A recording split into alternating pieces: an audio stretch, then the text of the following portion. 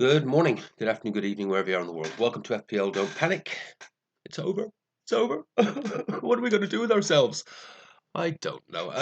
We'll think of something though, I'm sure. Little break would be good, won't it? Excuse me. What are we going to do in this video? Quick review of the game week.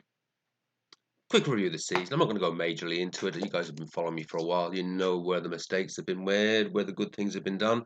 But we'll just touch on a few things, and then we'll do the most important thing: league winner, Bishop Brand Cup winner, honourable mentions, etc., etc.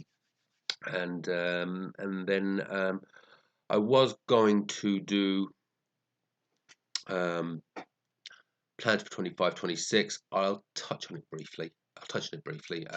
But I think what I would need to do really is actually document it properly, do the bit of analysis and things I want, and I'll talk a little bit about that at the end.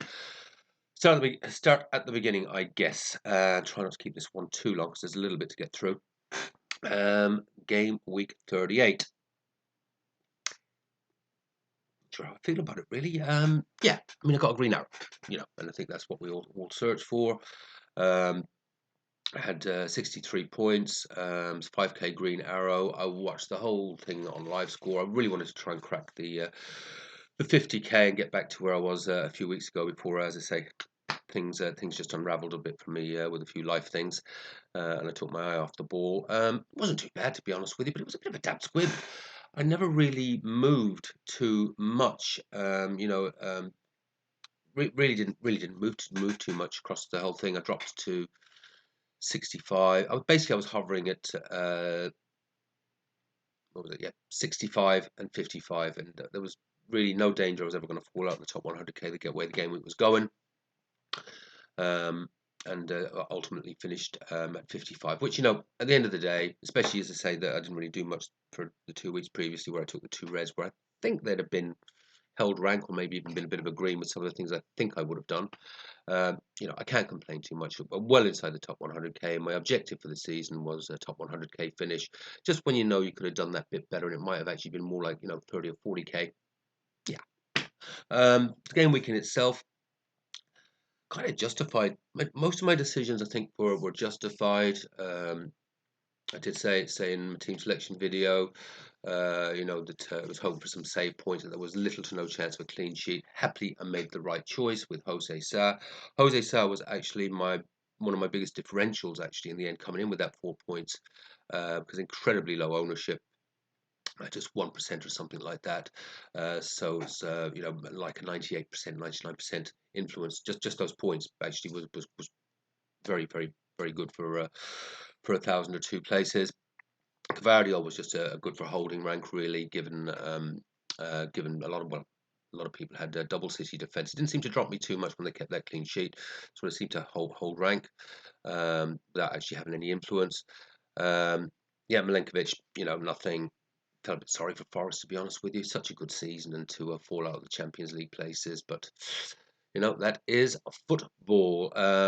Expected Liverpool to concede. They did concede. So yeah, that was the big weak area, I think, in my team this week, and not having those a few transfers up my sleeve. But at the end of the day, who would I have brought in if I had rolled a couple of transfers and had, as originally planned, a couple of transfers to bring in? Probably, I'd probably go on White, to be honest with you, given the way things had unfolded with Arsenal. I think White, so might have worked out if I'd stuck with the original plan. However, not going to be too churlish about it. Done. Yeah, midfield. Well, that was an interesting one, wasn't it? We'll talk about Salah, the first one. So yeah, absolutely was the right thing. The one transfer that I did make, I had one transfer. I brought Salah back in. Just makes me think how wasted that was, doing the stupid power move a week or so ago, and then moving, or not moving Mel, but benching him to bring Salah back in. I mean, it was just a total waste of transfers. But it was definitely the right decision, 100% the right decision, to bring Salah in, because if I hadn't, and with the amount of people that probably did have the captain's armband on, that probably, because it's actually fairly tight between 100k and I can't imagine there's 20 points difference. Anyway, it would have pushed me right down. Shame I didn't put the captain's armband on Bowen. You can see I had the vice captain on him. That would have absolutely pushed me up towards 40k. But it was always going to be Salah. It was always going to be Salah. So I don't feel like I'm not thinking of what might have been there. I was always putting that captain's armband on Salah. Um, but Bowen, again, fantastic return, and obviously helped me a bit, even though his ownership is very, very high now. And Mo, yeah, really, really a rank holder. So again, a good job given the way the game week panned out, and a lot of the again players that people have brought in as differentials and things like that, which I bet against by not going that path and not taking hits, not coming in. So yeah, Mbemo, great, fantastic, and and Rogers. Now, believe it or not, I'm glad I kept Rogers. Uh, I'm not. Sorry, getting my transfer. If I was to have done something, what I would have done, and was thinking about taking the hit, and this is justified the not taking hits thing, which in the 25-26 season planning, why I'm really going to adopt a no hits policy. This week was actually proof of it. So yeah, Rogers, yeah, disappointing. 7 pointer, 8 pointer, 9 pointer. Who knows if that goal had stood, which it should have. Referee too quick in his whistle. Absolutely good goal. Gutted for Villa. Obviously, I'm glad Man United won. But a little got gutted for Villa. Real injustice there with that goal, and I think they've. I don't think it'll do any good. The complaint they've put into PGMOL. But seriously, yeah, that's just such an injustice. I feel sorry for Villa fans and feel sorry for the Villa players. I quite like Aston Villa. Always had a little soft spot for them, and to lose out in Champions League football like that, yeah, not good, not good. I was going to talk about hits. So if I was going to have taken a hit, and I was really seriously thinking about it. No, I'm going to get my practice in now. No hits, take no hits. Just on average, don't work. So there was I was watching the live streams, and there's the obviously will Isak start? So I know Isak did start. We got a little bit of word just before kickoff. Isak was definitely starting, but a lot of people as well were waiting for news on Saka. A lot of people, I'm pretty sure, brought Saka in without confirmation that he's starting, and some even took hits for him. And I actually did notice before a ball had even been kicked, as I was watching live rank, I rose about 2,000 places just on doing nothing, just because of people taking hits. If I'd taken the hit, I'd have certainly dropped. And I've been outside the 60k, I'd say, because it's quite, as I say, very, very tight, and that's what a 50, 70k area. There's 6, 7 points separating the whole thing. So yeah, didn't take the hit. And if you look at players that were brought in over the week, maybe people taking that hit to bring in an Evan Nielsen, Saka, maybe a Newcastle defender or whatever, you know, just don't take hits, guys. I'm just really, really going to look at this so strongly. You guys are going to have to. There has to be some sort of a punishment for me anytime I take a hit next year. As a matter of interest, the guy actually won FPL. We'll do a little bit of analysis around that another time, not today. But just briefly, he took 2 hits all season, and he only took 1 hit. Sorry, he took a hit on the last day of the season, and that was to bring in Saka, and I think that was probably more a defensive move to cover him off. He had a decent enough lead that he could probably afford to take the hit to cover off anyone that might, maybe did get Saka and threw a captain's armband on him if he did come in with a 20-pointer double to 20-40. Someone could have caught him. So that was actually a sensible hit to take in his position. But by and large, leading teams just don't take hits. Simple as that. Anyway, yes, it was a little. Isak would have been a bit differential. Really, really. Isak. Yeah. Anyway, a lot of the big hitters just have not been firing the last few weeks, have they? We've been been your Bowens and your Shadés and your Barneses, and they're coming in with the decent numbers for us.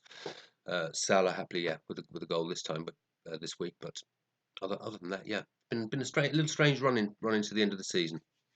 What else? Yeah, Watkins, nothing, and Wizard, nothing. And if you look across the forward lines of most teams this game week, on what is supposed to have been one of the highest, or usually the highest scoring game week of the season, 38.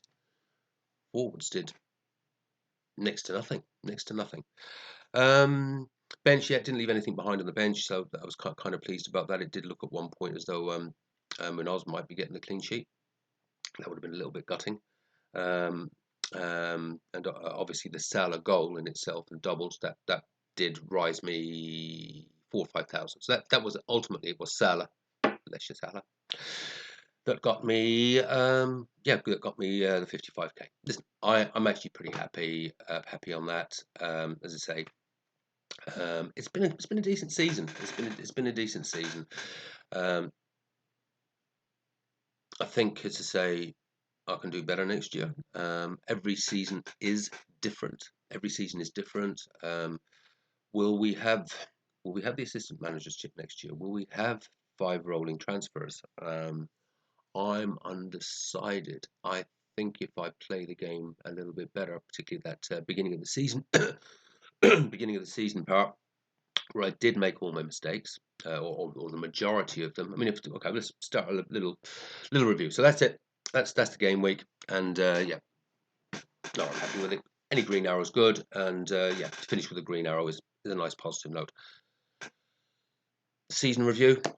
I can do this, and you guys have listened to me, plenty over the last 3, 4, 5, 6 months. Yeah, just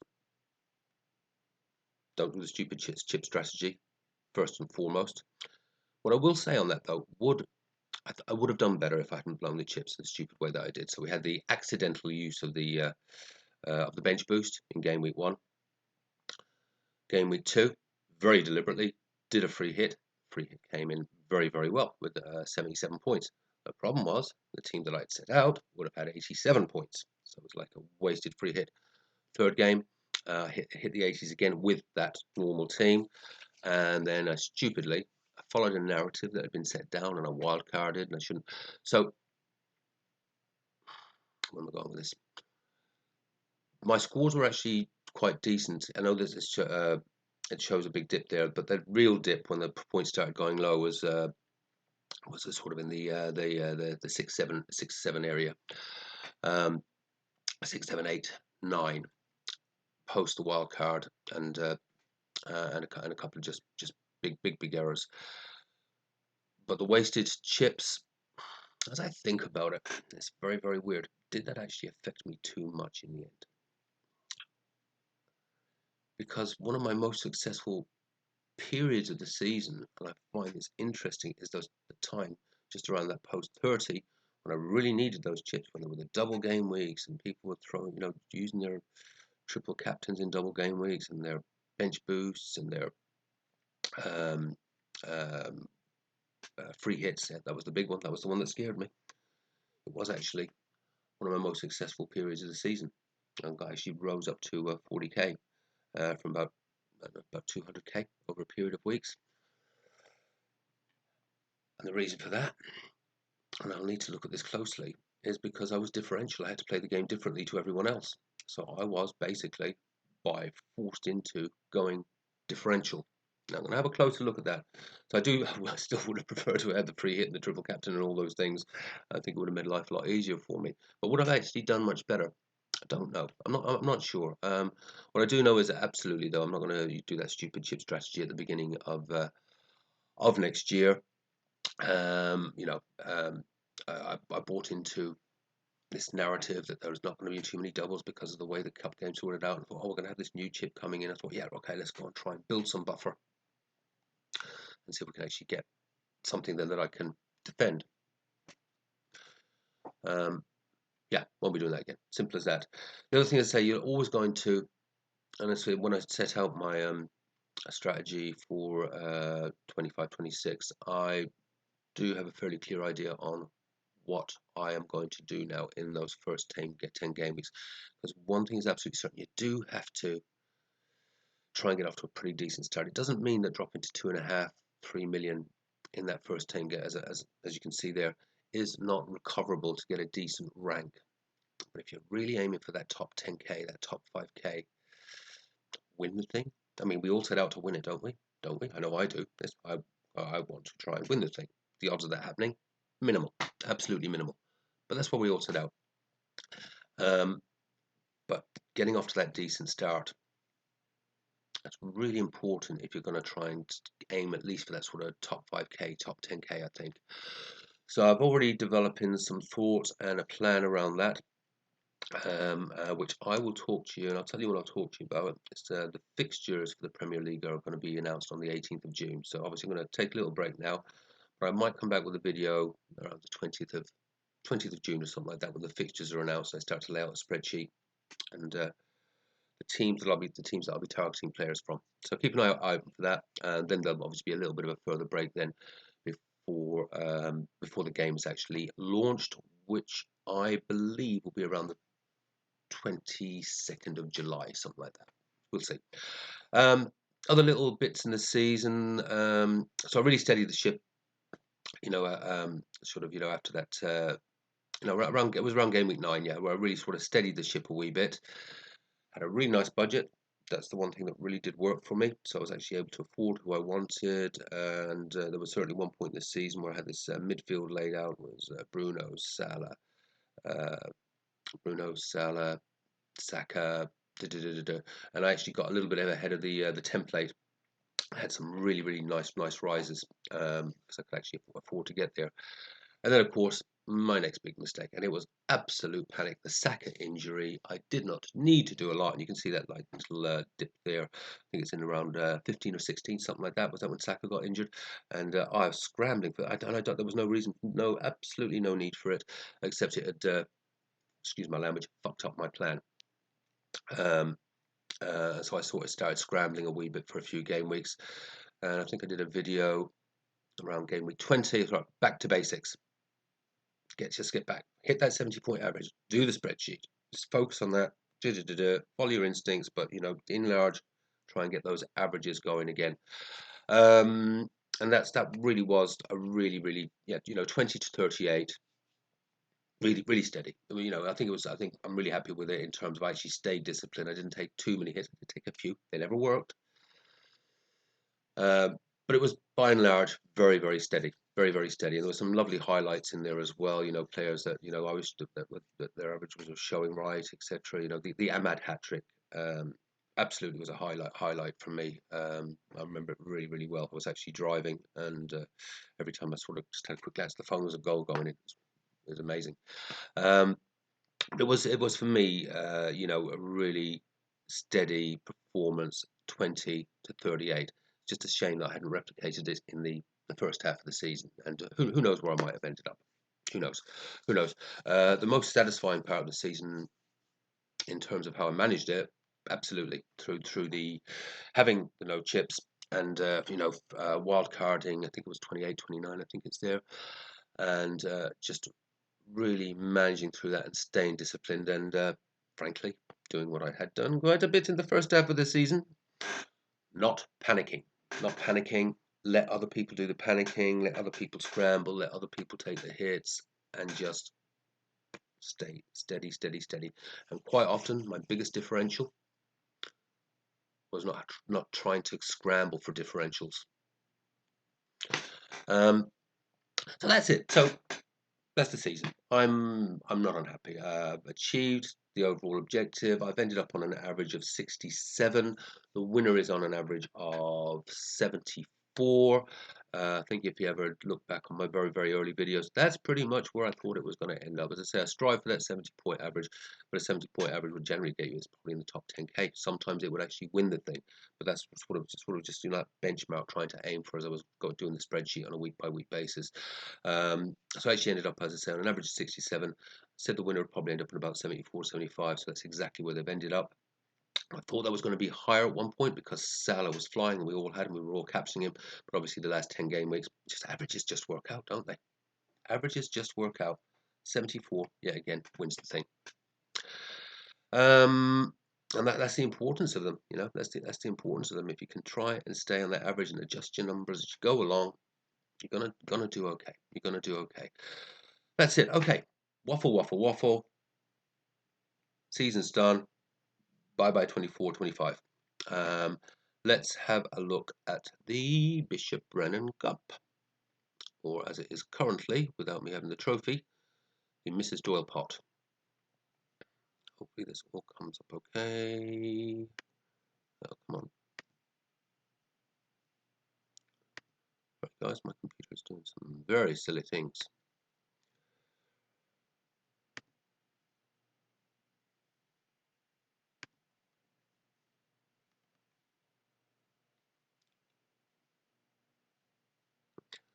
Okay, first things first. Yeah, nice to see a sea of green there again, isn't it?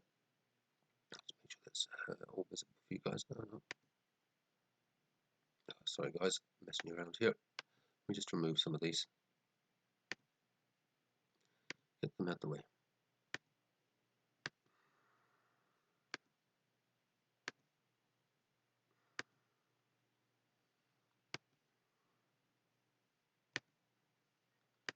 Is that right? Why is that not showing?